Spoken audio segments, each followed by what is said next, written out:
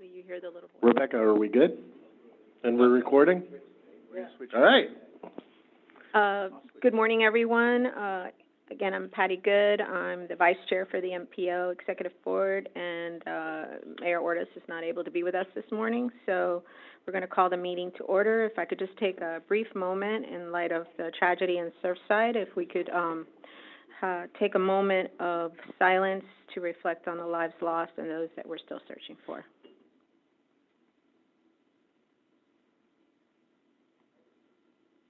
Thank you so much. At this time, I will take a motion to approve the minutes. So moved. Been moved by Commissioner Firth. Second. Seconded by Deputy Chair, Vice Chair. Any comments? All those in favor signify by saying aye. Aye. All opposed? Motion carries unanimously. At this time, do we have any public comments, Mr. Stewart? The place is packed with individuals who wish not to comment at this time. So we will move on to action items. We have item number 1. Yes, Madam Chair. So this is a request that's before you for amendments to the procurement code, your procurement code. We have actually gone through and reviewed the procurement code. We've had it reviewed as well by a consultant to make sure that we are compliant with FTA standards. And so while that was being done, we also took the opportunity to make sure that our procurement code was current to what we do procedurally and whatnot.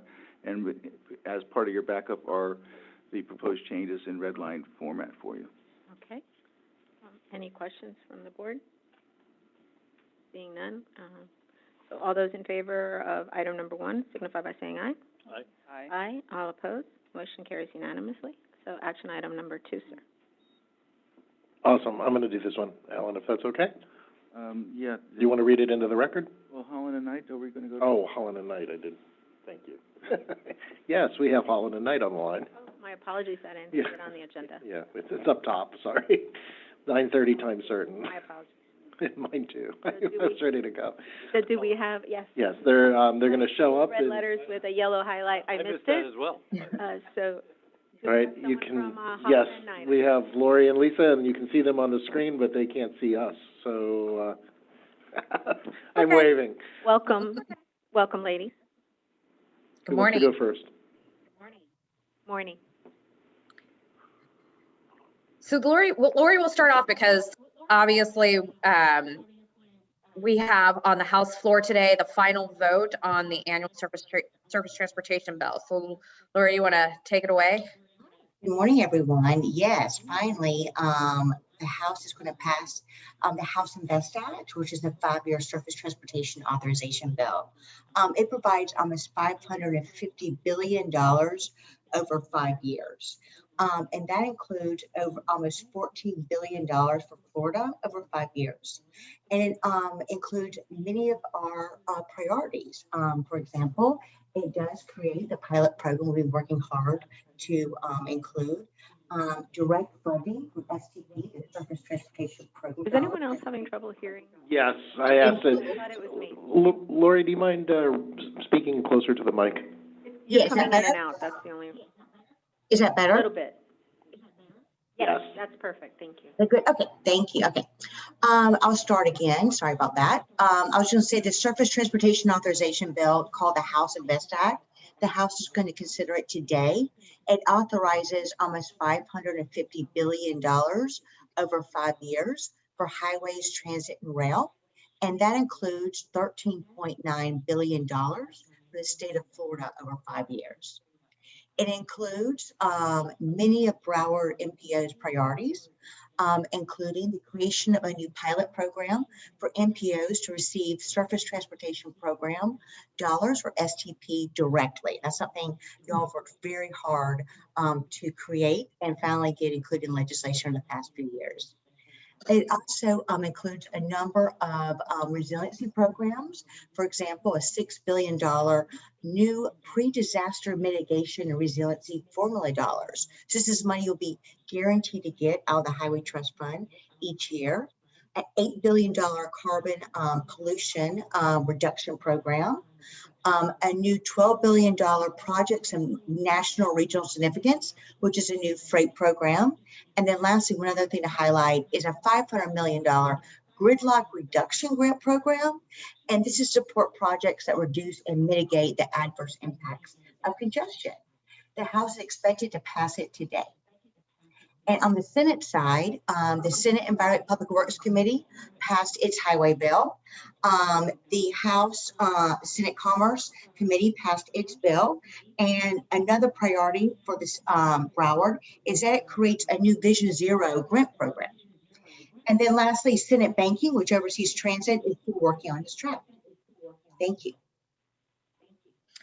Yeah, so I'm going to go ahead and talk about everything that you are about the infrastructure deal that was made last week with President Biden and our group of senators that worked tirelessly to try and see if they could get together on a deal on a bipartisan infrastructure plan. And so we have that.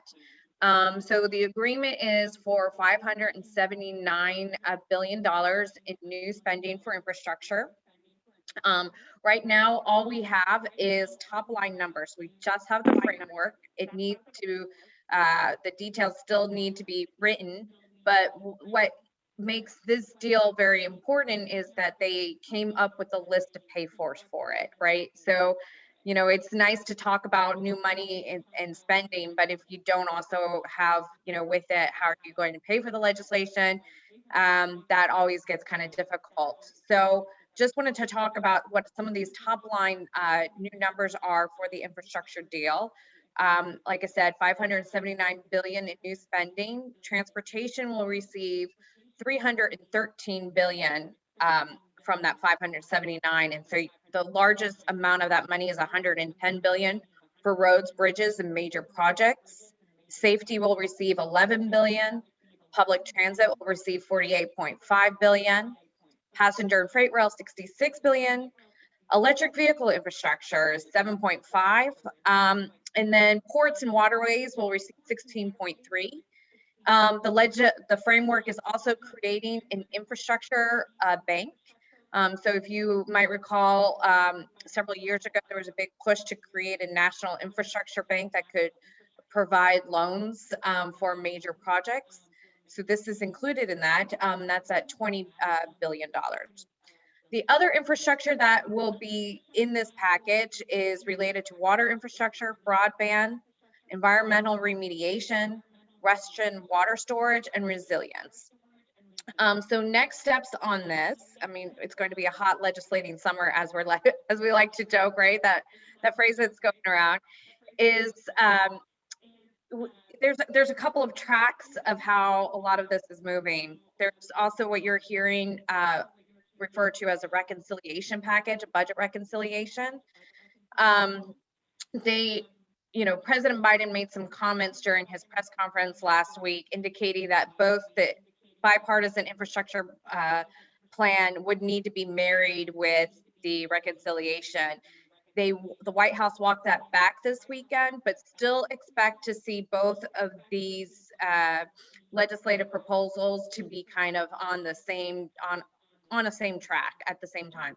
So reconciliation is going to be unveiled next week.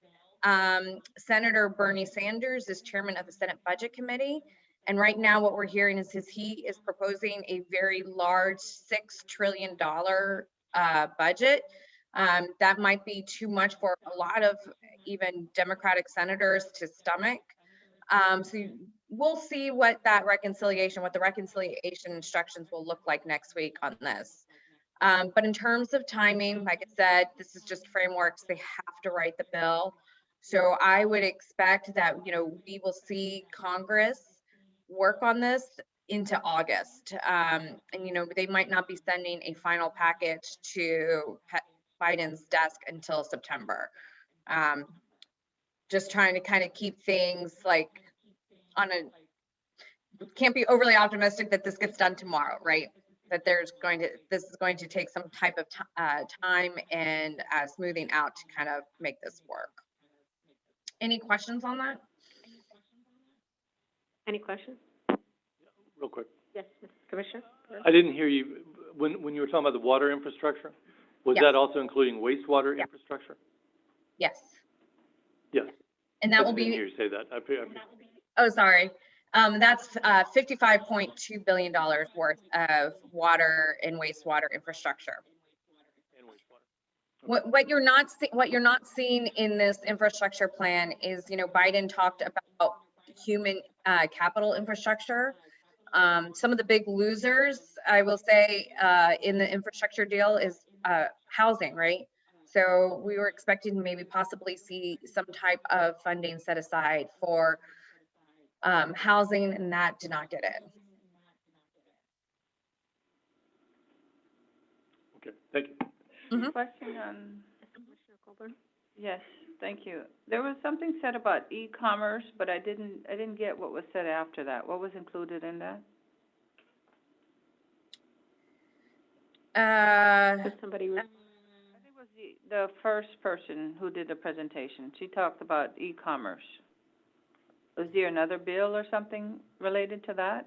After she spoke about surface transportation. Yes, ma'am. On the Senate side, there are 3 committees that oversee surface transportation, and Senate Commerce Committee oversees rail, safety, and goods movement. And they passed their bill last week. They're part of the surface transportation authorization, and it creates, a reason why I mention that, because it creates a new Vision Zero grant program. So Okay, it's a thank you. committee versus e-commerce.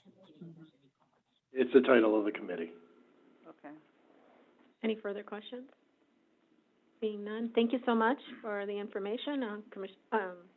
Mr. Stewart, did you have any further comments? I just want to thank them very much because everything that's going on right now up in Washington, Lori and Lisa are like sitting on top of, and even yesterday's awards for the infra grant, basically came down, and they've been our lifeblood, and this is probably the most significant time in Washington, D.C. in my career. So we're talking 30 some odd years, and having them on our side is really helpful. Truly. So I've got to say thank you to them because the numbers are so significant. Just the reauthorization bill is larger, the PL that's in reauthorization is larger, the ability for us to have, get direct funding, huge, that's never happened before. And really, if it wasn't for the 2 of them and the rest of their team, we wouldn't be having these type of conversations. And I appreciate that, so just wanted to say thank you. So Greg, what does it mean for our projects? Actually, it means a lot more money for our projects, which is the conversations we're going to have with the district as well, how that works, because a lot of times the district looks to the highway funds exclusively to fund projects. Tri-Rail or the Coastal Link project, there's a separate funding amount that's in there for rail infrastructure. That's going to be something that we're going to be looking at. We don't necessarily have to choose one or the other. Now we're going to have the opportunity to do both. So this is really very large. It really is, and it will provide a larger pot of discretionary. We're going to have to move quickly. We need people that have plans done. We're going to need, to be able to get that money into the ground. And depending on how the not the reauthorization, but the infrastructure bill itself goes, and I don't know, Lori, Lisa, if you have the answer to this, is that a multi-year? Is that spent over an 8-year period, or is it here's the money and then you have, X number of years to spend it?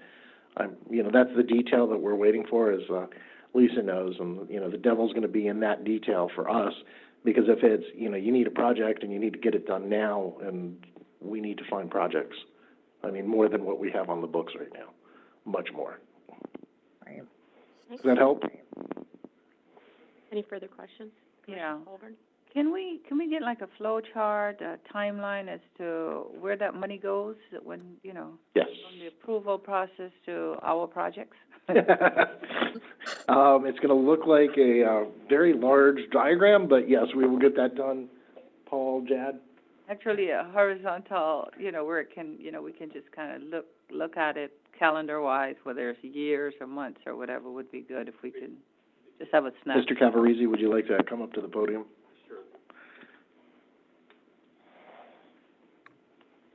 Hi, good morning. It's great to see people in 3 dimensions. Paul Cavarese, Broward MPO. So we can get the flow chart. The calendar's going to be hard because Congress always has the option to kick the can. So for instance, our previous transportation reauthorization, I believe, happened after at least one, possibly two extensions. So we can, well, I'll try my best to put dates and times or months and years into it, but keep in mind there's going to be an asterisk next to everything because they always have the option to just say, we're going to keep what's here for another year or two while we figure out what's going on. And actually, in the House plan, the reauthorization side, there is a continuation for 1 year just to gear everybody up for what's coming. Yeah. So that'll give USDOT, FDOT, all the MPOs the ability to plan, all of our partners to plan up to when the new money comes down. So there's a lot of moving pieces, and that asterisk is going to be huge, but we can do some timelines. It's a good thing. And That's good. Congress tends to play chicken with the deadlines. Well, the infrastructure, Understood, but, give us a snapshot. Go ahead. I was just gonna say, the infrastructure bill is multiple years. For transportation, I believe it's 5. Okay. Does that mean, multiple years for applications as well? In other words, because we have a huge project we're trying to do with Coastal Link. Yep. But we're not, we're not quite there yet. I mean, hopefully August we hear where the stations are, a couple other things, but we still don't know how we're traversing the river. So until we know that, we can't begin plans. I mean, that means it's already 2-3 years down the road of having, is that too far down the road, I guess is my question. I don't think that's too far down the road. This is making money available over a period of time. And so when you're ready to go and seek that funding, it will be there. So to give some background on that, Lori and Lisa, is we're anticipating that they'll be coming to the MPO for the LPA determination for that particular project in 22 months from today. Mm-hmm. So, and that's the level of concern, will there be funding available? I keep on saying we need to move fast, and I encourage them to. The faster the better, so that way we're first in line versus 50th in line. I think what we need to determine is whether or not we need to phase it quickly and do the southern half first, phase that now, forget the bridge, tunnel, whatever it is. So we can do that. Bring it up to the courthouse and stop. Exactly. Yeah. Is this the commuter rail project? I'm sorry. Yes. Yes, it is. Does that make sense? Yeah, Yeah, yeah, sure. definitely. Right. I mean, I think there are definitely ways to phase this and seek planning dollars for the project and kind of get the foot in the door. Because Miami-Dade has already submitted a discretionary request for their section. We're actually in conversation with them on a couple of things, right? Yeah. With Miami-Dade. Any further comments? None. Thank you again for all your efforts. So it really is a unique time. We appreciate your help up. Madam Chair? Yes. If I might, there's 2 items that, for purposes of the record, I'd like to have clarification.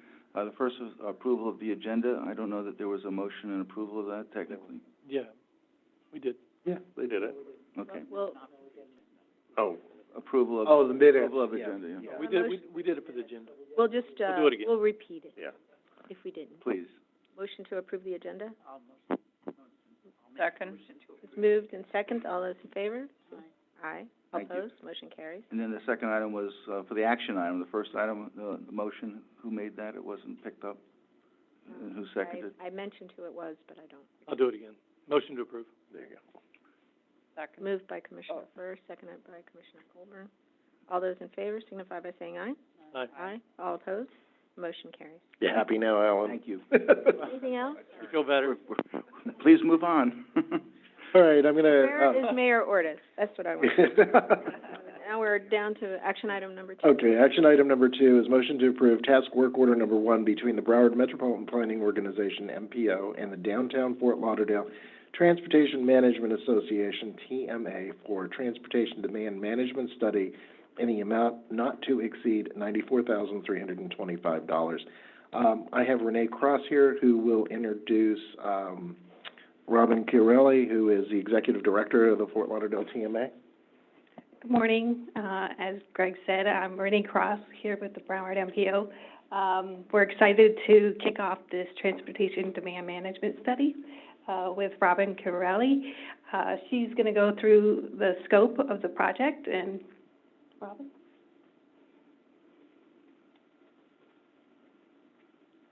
Good morning, and as Paul said, it's nice to see people, and I'll upgrade it to 4D. I don't mind the 4D. My name is Robin Chiarelli. I'm the Executive Director of the Downtown Fort Lauderdale Transportation Management Association. Let me address something before I start. Don't be off-put by the downtown Fort Lauderdale part. For over 30 years, we operated transit in the downtown core, and actually greater Fort Lauderdale. At one point, we were in Lauderdale by the Sea. Most of you probably know us by the Sun Trolley and the Riverwalk Water Trolley.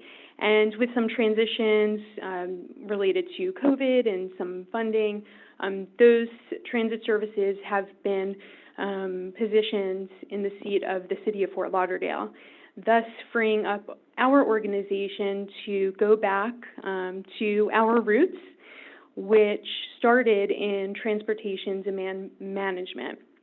So transportation demand management, another acronym that you all are probably well familiar with, is essentially a wide array of strategies that can be used to increase the efficiency of transportation systems by facilitating shifting trips from peak hours on congested corridors to off-peak periods, and also eliminating trips altogether off of transportation systems.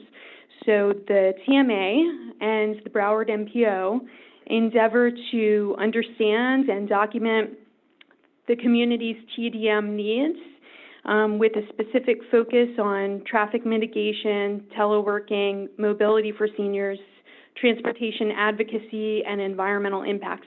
If I can ask, I think, Rebecca, to move forward in the presentation. So it's a roadmap, just like any other project. Prior to my presentation, you were talking huge, big picture, big dollar amounts, and this is a very specific area. Transportation demand management to couple all of these other projects that you have at your forefront. So together we endeavor to leverage collective goals, conduct technical exchange between our nonprofit and the MPO, maximize funding sources together, expand our community reach. A side note is always reinforcing staff skill sets, which is always a positive, and then finally making a measurable impact together. And I thought it was interesting, Henry Ford, the developer of Ford Motor Company, said if everyone is moving forward together, then success takes care of itself. So the Transportation Management Association endeavors to find partnerships like the MPO so that we can work together and move forward even further. Can you please go to the next slide? So the Transportation Demand Management Study focuses on traffic mitigation, teleworking, mobility for seniors, and transportation advocacy. We'll focus on those 4 areas with the idea that not one shoe fits everybody's foot. And that being said, there may be more areas where we will find there's a need and decide to go ahead and focus on. Please move forward to the next slide. So the study has 5 tasks. The first task is to document existing transportation demand management efforts in Broward County. The second task is to document the scope of peer TMAs within the nation. Task 3 is to develop a transportation demand management working group. 4 is to take everything we've learned and draft a community vision report and an implementation plan to carry into the next fiscal year.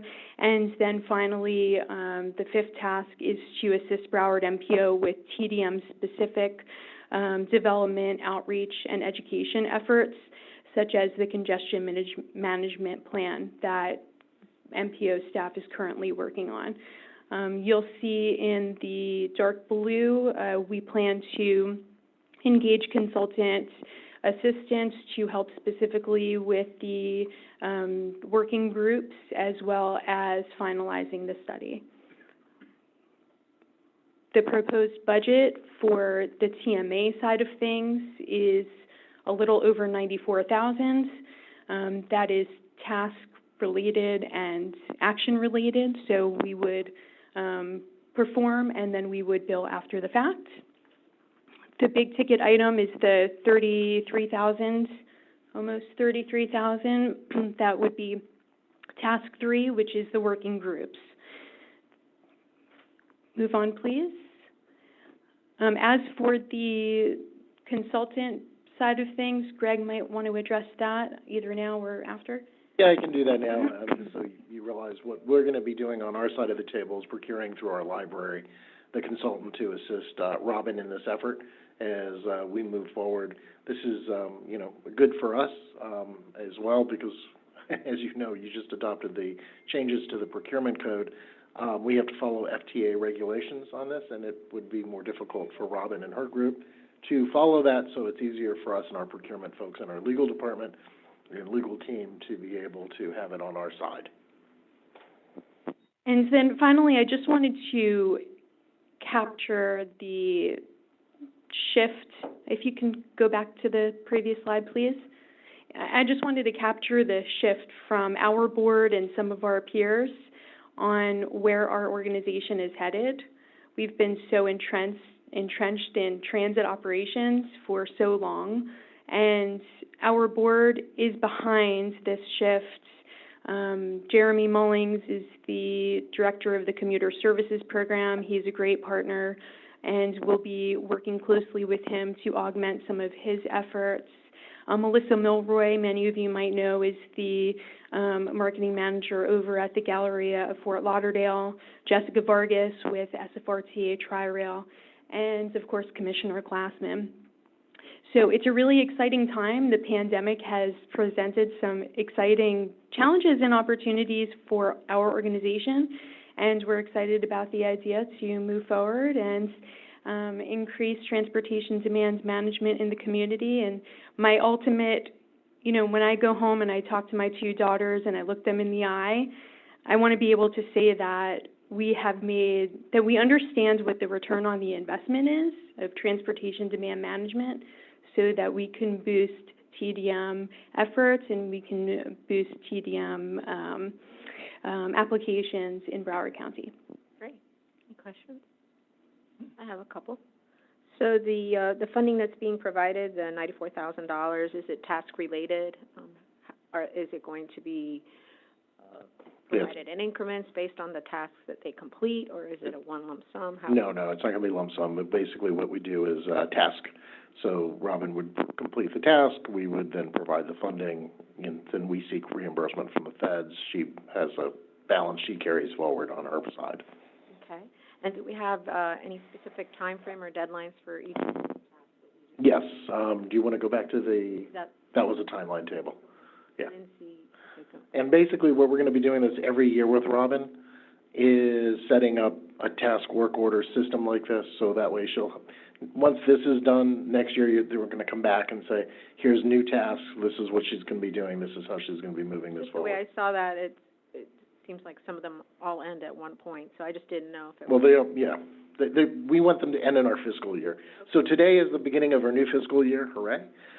So Robin must be done by this time next year with all these tasks, and then we'll be revisiting a new contract at that point. So when I asked the question about will it be funded per task, what you're saying is that the majority of it will be paid at the end of the fiscal year? Yeah. Is that what you're contemplating? Yes. Typically, yes. And then I saw there was a 6-month extension. Does that come before the executive board?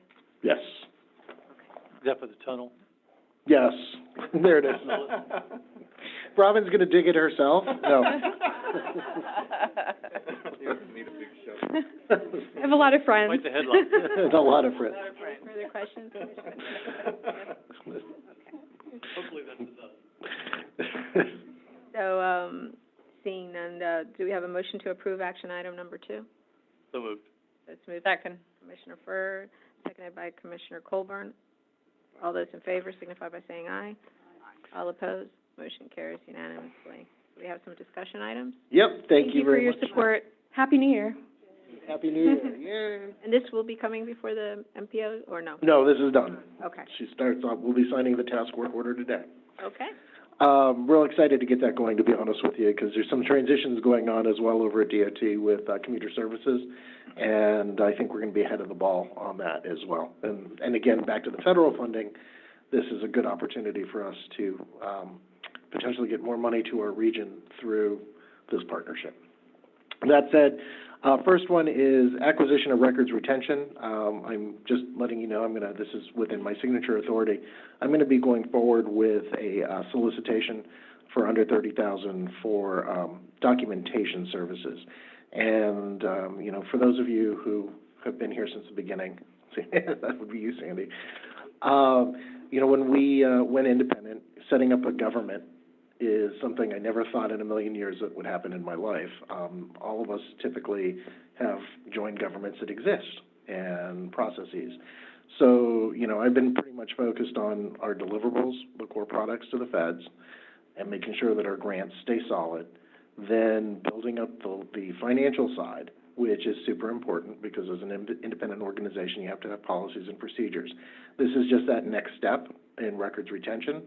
That I think that, it's good. We have a retention policy, but I think we need to strengthen it. It needs to be codified. So I want to get a professional organization in here to provide that service for us. So the next executive director or after that has all the policies in place that are necessary to run an organization well. And that's super important to, organizational continuity. So any questions on that one? Just wanted to let you know. Okay. Okay, rules amendment for continued use of communication media technologies. This is really a fascinating thing. So with the governor's order expiring, basically we're back to normal order. Our ability to use Zoom was great in the environment that we had, but now that we're back to normal order, it doesn't necessarily work well for the public and all the rest of it in this environment. So we have the ability to upgrade the equipment here in the boardroom to allow the little pucks in the ceiling to then incorporate into a virtual environment. We have delays going on because of microchips and other software issues, and with our IT vendor, they can only guarantee prices for 2 days. And so we're literally having that type of technology issue in the upgrade. We also then need to do rules which will allow it to function, but we need to know how it will function before we actually do the rules. So I can't bring Alan and I and the team have drafted potential rules that will allow for you to communicate with each other and vote and so forth from a distance, but we need to understand how the system will actually work. So the system that we will have will actually mimic, we believe, this, where you have an abstain, you have a vote, you can ask questions, you can do what you need to do in a remote environment. And you'll be able to see all the participants and you'll see presentations. That's what we believe is going to work, but we have to be able to buy the equipment for that. And until that happens, I wasn't really comfortable bringing forward rules to allow that to happen because we just it doesn't work that way. So that was the next step to all of us. And if everything, all the stars and moon, everything aligns, we should be able to go to allow for remote voting. So right now, Mayor Ziotti, she's been texting. She's like, "Oh, I can't get on." I'm like, "Well, you can't because we're physically present." So basically, it'll allow for people to be, operating remote by October. That's the best case scenario. So September, I'd come back to you, contract, and as well as rules, and then October, we would be able to go live. So in the meantime, I appreciate the technology, but there's something as simple as just calling in and being participant. All right, I'm going to turn over to the general counsel for that one. Every other elected body in this county utilizes that method. You don't have to be visually online. You can be verbally online, and state your vote publicly, so I'd like to know why that can be done in the meeting. If I might, your current rules prohibit that. So that's why we discussed that we would change them. And that has been drafted and proposed, and that's, ready to come forward. But the concern that, Mr. Stewart has commented to is that he's not quite sure yet the capability and how that would work is what his concern was. If you notice what happened today with Lori and Lisa, that was a test, to see, they were in that environment. Hold on. My comment is, before we get so sophisticated, I think you can still manage to do it in a simplistic form as every other elected body does. I think the rules, you know, the mechanism for which how individuals engage in the conversation, whether it's virtual or just verbally, can be dictated by the technology that we use. But I think the fact that the policy could be changed to just say that you will use technology or in another form of column mechanism affords you the ability to have that happen between now and October. I think October is way too far for this to be utilized, and that's just my opinion, and hopefully colleagues here would like to. Madam Chair, if I may, Mhm. I just wanted to let you know that our next board meeting is actually in September, and we can amend the rules and have that on the agenda for approval to use telephonic voting moving forward after September. I mean, amendments, I think, can be made once we understand the technology, and technology is always going to change. So I think it has to be worded in such a way that it's going to allow for, you know, those types of upgrades. And we're going to see things happen moving forward in a year. It won't look anything like it will in October, so. Would you like to see that in a motion? Yes, I think that's a, I'll make a motion to make sure that we can, participate first telephonically, and then to allow for the advance of technology to take place when and where it can. I second that. Yes, ma'am, discussion. Before we vote on it. Yes, ma'am. So what we're saying is that when we have the full board, for instance, that people can call in. Yeah, as long as there's a quorum present, yes. Right, then that's what I was gonna ask, but you have to have a quorum present. yes. here, Always. And then they can call in, and we just have to go a roll call through those people that are. Cool. Yeah, yeah. We do that for our commission, but there's only 5 of us, so it could be just Well, one person. yeah, and this is when you get to, you know, the number that we have. I mean, technically, there's actually 37 votes. Only 25 count, but 37 people can vote at any given time. That was assumed in my motion, but I shouldn't assume it. But you're correct. Following whatever the the Florida statutes are now that are allowed. And then one last question. Yes, Is Commissioner. Zoom itself not gonna be allowed anymore now that the order is gone? We're gonna be able to do it for workshops. I mean, part of that is the So in-quorum if I requirement. can speak to the conversation. Yeah, thank you, Alan. At a previous, I guess your last executive committee meeting, there was direction, to modify the rules to allow for, you know, options, communication options. So those amendments were actually prepared and submitted. That will be coming before you for your review and eventual review by the board for their approval. So you don't need to do. We don't need this now? No, sir, you don't need it. It's already, Withdraw it. you've already given that direction. Okay, well, To- it was as it was presented. Well, I presented it to the executive director, and they chose to have some other questions raised first, and they haven't brought it forward to you, but Yeah. that's I in the. apologize, I took it as that this would not be coming before us until October. No. No, I don't believe that well, it was gonna be implemented by October. That's kind of best-case scenario. So, we are looking at the idea that, recommending bodies, those who give just, you know, direction to the staff, the law allows us to be able to potentially use the Zoom, and that's also incorporated in the concept. Yeah. So the draft language, it wasn't shared with the executive board today? No. Okay, will it be? We can, Absolutely, it has to come before you, and it has to go to the board. So that's why I was just, since we can share you this. mentioned Yeah. that. And it was moved There's a forward, draft. And There's a draft. We can share with you where we are today. And I'll candidly tell you, after our conversation that we had at the end of the last executive committee meeting, you know, Ms. Good, you told me that the school board has language that it utilizes. I borrowed some of it. Well, there you go. Yeah. So it will look familiar. Perfect. Why but- mess with a good thing? So but I want to give you comfort that, No, I understand. that we're prepared Yeah. to move it forward. It just hasn't come because of the technical issue as to when will it be available that we can actually afford it. And to tell you the truth as well, our conference call line was dead until yesterday. So I didn't even know if this, what we did today, if the Zoom, and that was actually through conference call, I didn't even know if it was gonna work. And that's what happens with technology. There's gonna be glitches, and you should probably put something on every agenda that's a possibility. But, I know that, MPO does everything top-notch, but I We think try. in the meantime, old school certainly works, so. But if you remember, I had my cell phone once like this. Okay. We just need to go ahead and stress to all the members that we do need a quorum. Yes. We cannot operate without a We'll quorum. be comfortable with the rules as they provide, and I also took some of the conversations and comments that were made at the last meeting and incorporated some of that to provide some parameters as to what it would mean to participate that way. So you may find it to be a little bit more restrictive than what you've been discussing today, but that was what was discussed then.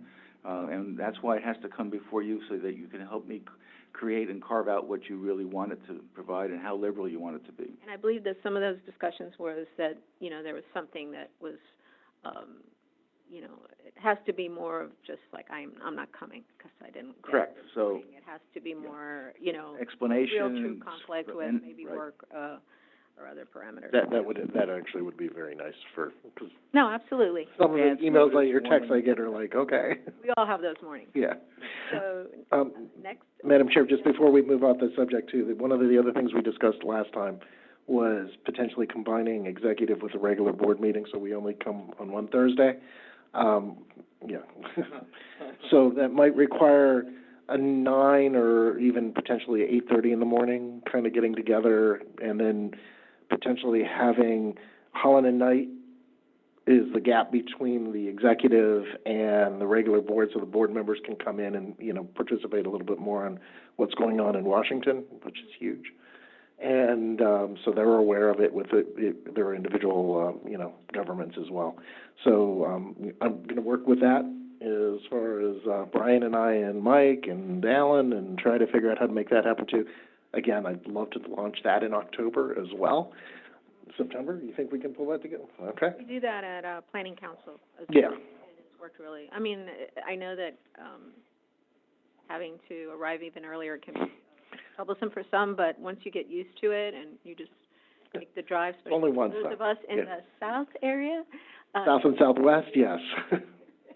With my in-laws out that way, I go out there a lot, and it's just like, there's sometimes where it's just like, oh my God. So it's really, wonderful, and we'll just have to keep the meetings, run more tight, and I'm sure Yeah. Mayor Ortiz will be happy to do Or that. one less drive. Yes, Yes, yeah, so, we will be helping the traffic flow in the county. well, and that actually goes back to the TDM strategies, which is why this whole virtual environment thing was so great, because we actually dropped the traffic, and we really did well.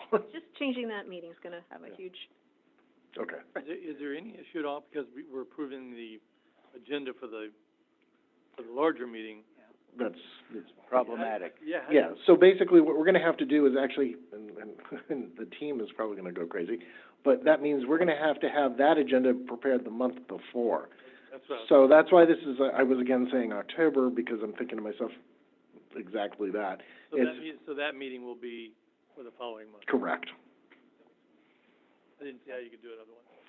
Well, and the other part to that is if you pull an item off the agenda for the regular board meeting, it's already been published. So if you change something before, at your direction, we have to pull it from that agenda. But, I mean, there's ways of working it, but that's what the problematic part was. and typically, I mean, you could put in the agenda item for the regular MPO that it's an action item on the executive board pending action. You can, I'm sure, Subject to, some legalese, yes, you ma'am. can develop. An asterisk. Handle it masterfully, so, yes, so item 3? Yes, okay. So then, item 3 is increase in local contribution. I think that is going to Brian. Part of the backup for this was a letter was drafted, to the county administrator. I want to acknowledge, Commissioner Furr and his staff that also assisted with drafting of the letter. And if you all, agree that it's appropriate, then that letter as drafted will be sent. Everybody fine with the letter? Everybody had it? And the letter's directed to the county? County administrator, yes. So we are asking that they put it on their commission agenda to approve the appropriate level of funding. Okay, thank you, Commissioner. And then I'm gonna be talking to the other, communities as well that haven't paid. Yeah, so, and Fort Lauderdale. We can discuss that after. Yeah, so I just wanted to let you know I'm gonna do that as well. No worries, it happens. Yeah. Well, no, I know, it's just, I'm going to. Okay, so next Okay, so the next item after that, let me go back to our agenda. is the review and discussion of the July 8th. Perfect. And so if you want to, I don't know if you have the July 8th agenda up, but we have your typical items going through approval of absences, and then our action items, which we must do is and this is a core product, public meeting and motion to approve the draft fiscal year 22 through 26 Transportation Improvement Program. That's a $5 billion document. It needs to get its approval. We'll have Dr. Chen present that. It's gone over to FDOT as well. They will be present here to deal with the projects that are in that. The second item is a motion to approve the Mobility Hub program policies. Commissioner Furr, I know you're very interested in those typically. I was just trying to find where we were. Where are we now? We're in the, July 8th agenda. yeah, Well, I didn't have it up, sorry. okay. Yes. Item So 2. where are we at? Okay, so item 2 is a, Oh, okay, I see it, yes. motion to approve Mobility Hub program policies. We actually are gonna hold back on the CSLIP policies because there was a very big discussion with the, TAC and CAC. There's actually, in the agenda item under administrative, items, you'll actually see a write-up on what has been occurring. Ask for it to be tabled. Yep, and, we're good with that. We have a lot going on, we had a great success with FDOT, too much of a success. We kind of broke their program, with a number of projects, and, they want to go back to LAP. In our conversations, in my own personal conversations, they said they can only do 15 LAP projects a year. They have the capacity to do that, but not for Broward. That's for the entire region, all 5 MPOs. So if you just divide that 2 per MPO, that leaves 5 additional projects. Of that, between us and Palm Beach being the largest area, that would only give us 2.5 projects, and that's not enough at a $30 million a year clip. So, we're going to have lots of conversations. And then, so that's Mobility Hub side of things. I mean, I know that that's, it's an evolving process, so, sir. I'm interested to know how we're integrating what's going on with the county now with the, we're doing the thing with TODs and with affordable housing. You guys you're aware of all this? We're aware of it, yeah. But And so how does that all yeah. work? How does all that Again, I think you brought this up last time, and I said, hey, listen, just invite us to the table, we'll be there. We're following it, we're tracking, but we haven't been at the table, we don't have a seat. Okay. And I think this is are you still on the planning council? Yes, sir. So I don't know if that has gone to the planning council yet. It's like incentives that are being built into the TOD for affordable housing. Has I that? believe so. Okay. That may be, when we're talking about going to the table, it may be worth talking about going to the planning council, because that's where a lot of that is going to be discussed and determined. So maybe. We had talked, we had talked about something, I'm having a deja vu moment, but I recall either we were going to request that somebody come here to discuss it, or so we can have, so that the entire MPO can kind of hear the discussion. Didn't we talk about something like that?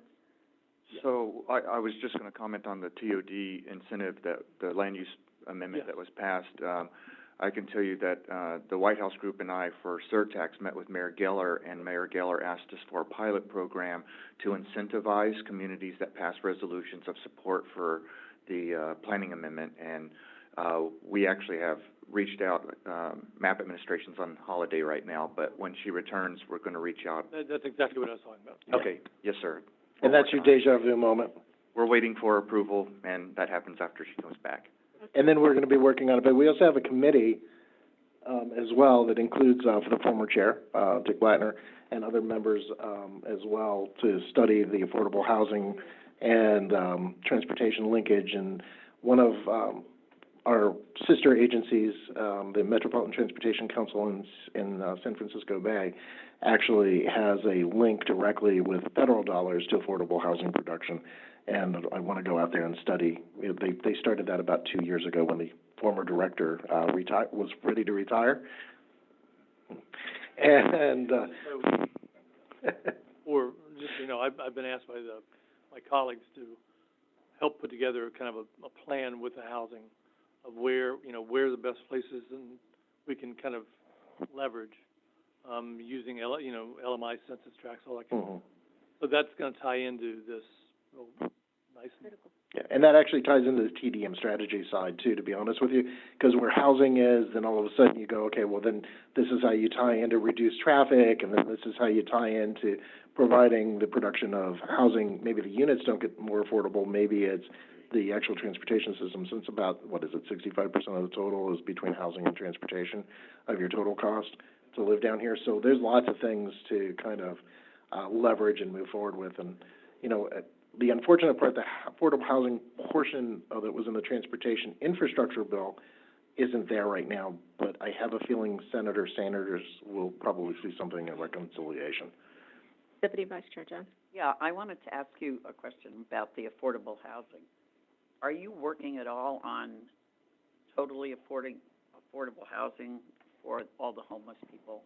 I mean, I know, to me, affordable housing means for the little family to get a little apartment that's at a decent rate, or a little house or something, but where do we plan to try and do something? I don't know the answer, I wish I did, but it's so disturbing to me. And, everybody says, what are we going to do, but I don't see anybody doing. There's actually a lot being done. Yeah. A tremendous amount of resources being put into it. We're actually having a hard time getting housing stock. Mm-hmm. That's our biggest problem. We actually have money to house a lot of people, but we're actually having a hard time getting housing stock. What do you mean housing? By that apartments that people are willing to put people in. In other words, a lot of people aren't willing to house the homeless. That's a sad fact. And if we would get property owners be willing to, because we're doing all the wraparound services. We're doing all the things that would make it okay, but we cannot get enough landlords to say okay to this. That's what our problem is. It's a huge topic. Yeah. With But the resources are dedicated to it.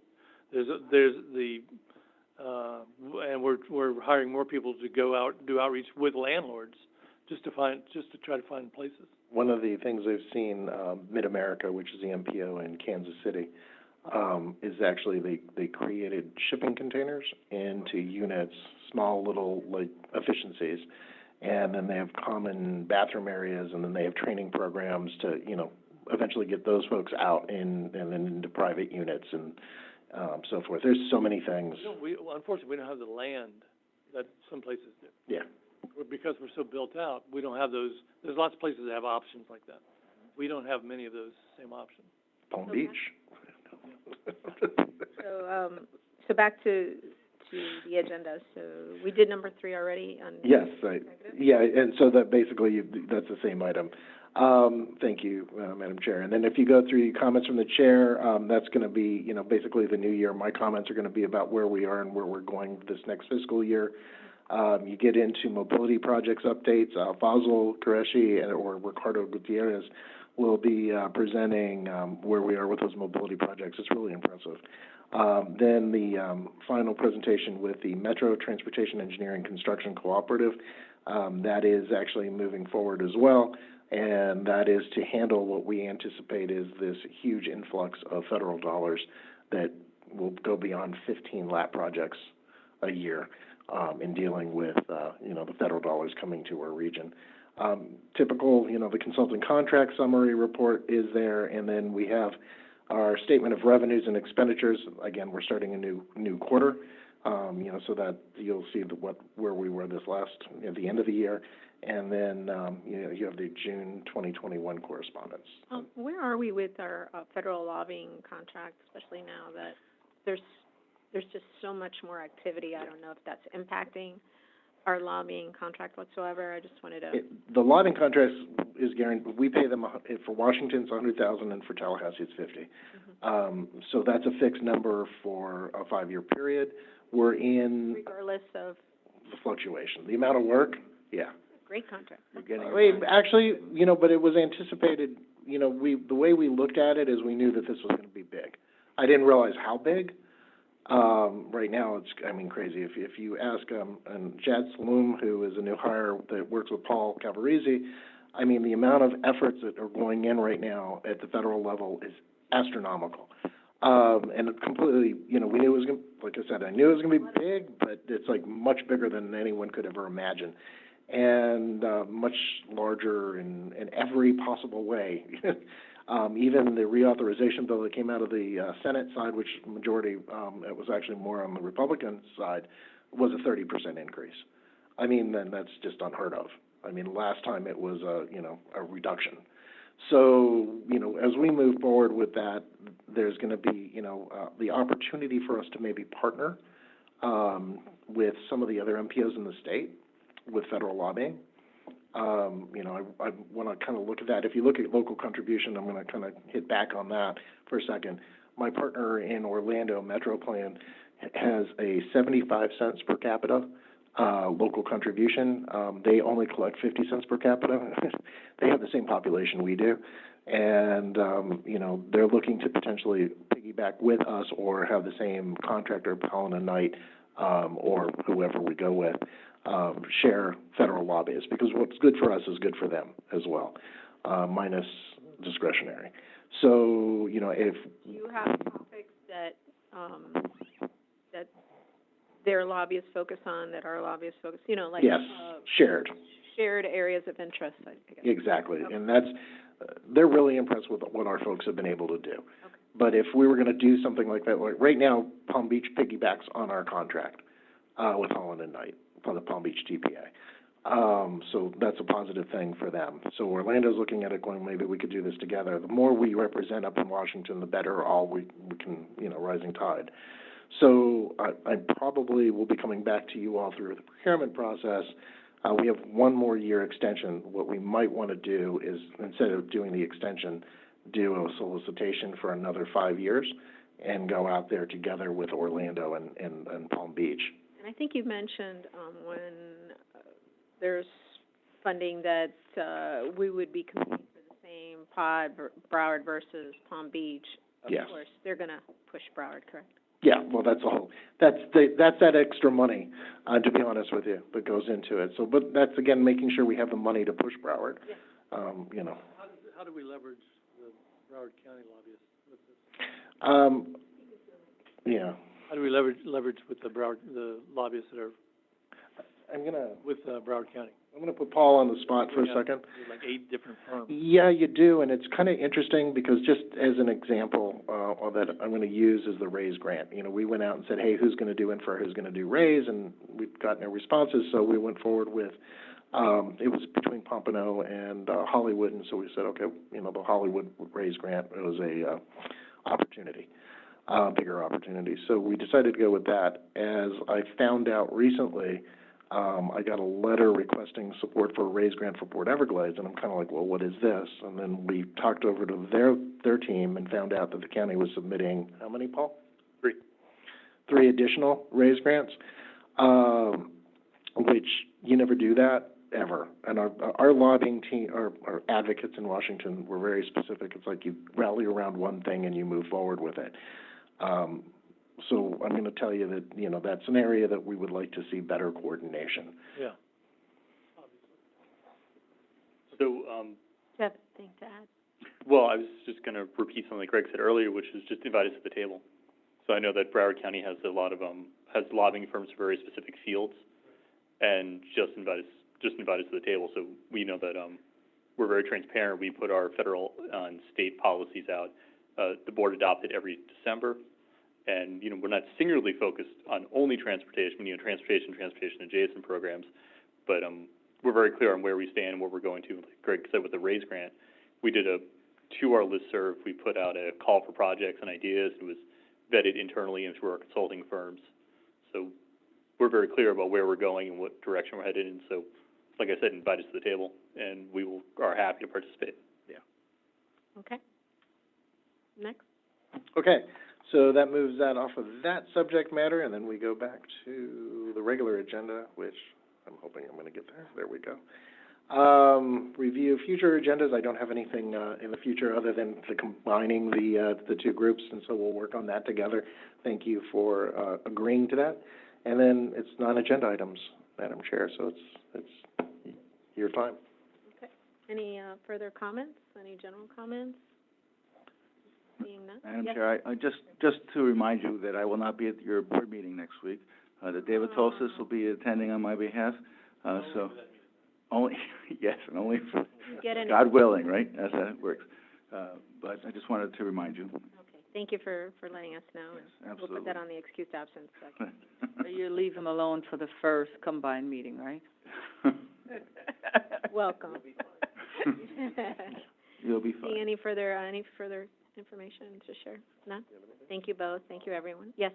One quick comment, I just wanted to say, the pilot study that Mayor Geller asked us to perform, we're able to do that because we have delivered all the products to MAP administration, and we did so $20,000 under budget from the contract that you all approved. So I wanted you to know that that's how we're gonna use those funds to implement.